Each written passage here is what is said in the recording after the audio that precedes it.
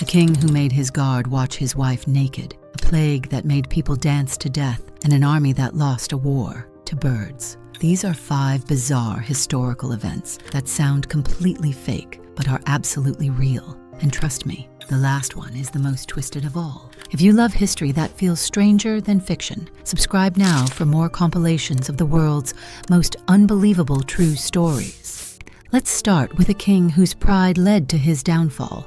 He was so obsessed with his wife's beauty that he let his guard watch her naked, and it cost him his kingdom and his life. According to the historian Herodotus, King Candaules of Lydia was so obsessed with his wife's beauty, he ordered his most trusted bodyguard, Gyges, to secretly watch her undress.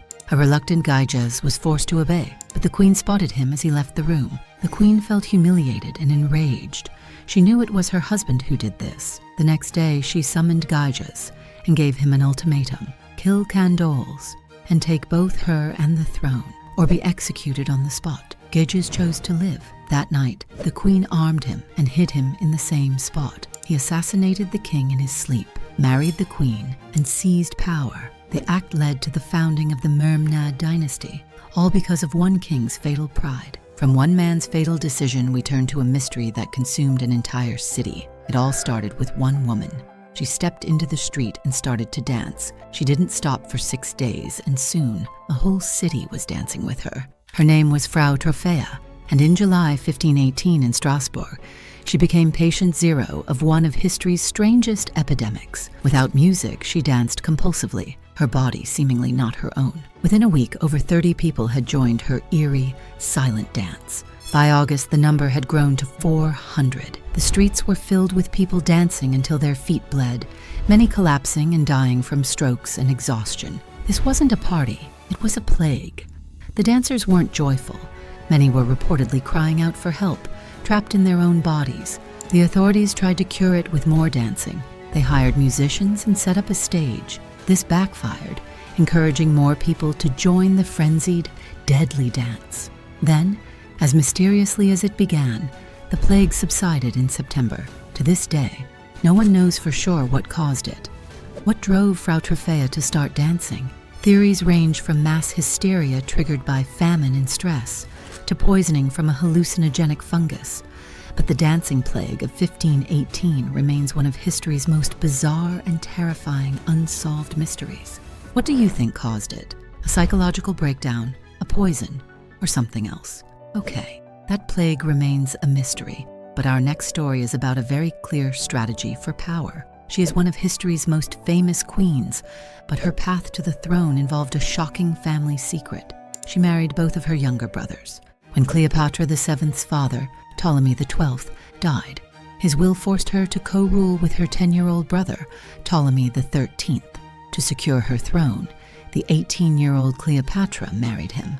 This wasn't about love. It was a cold, political tradition. For 300 years, the Ptolemaic dynasty had practiced sibling marriage to keep their bloodline pure and uncontested. After a brutal civil war in which Ptolemy XIII drowned, Cleopatra did it again, marrying her next youngest brother, the 11-year-old Ptolemy XIV, to maintain stability. While this was normal for Egyptian royalty, it was seen as abhorrent by the Romans and Greeks. Ultimately, these marriages were purely for power. Her famous children, like Caesarion, were with powerful Roman leaders like Julius Caesar and Mark Antony, not her brothers. For Cleopatra, marrying her siblings was simply a necessary step to rule as a queen and a pharaoh. From a war for the throne, we turn to a war against birds. In 1932, the Australian military declared war on 20,000 emus.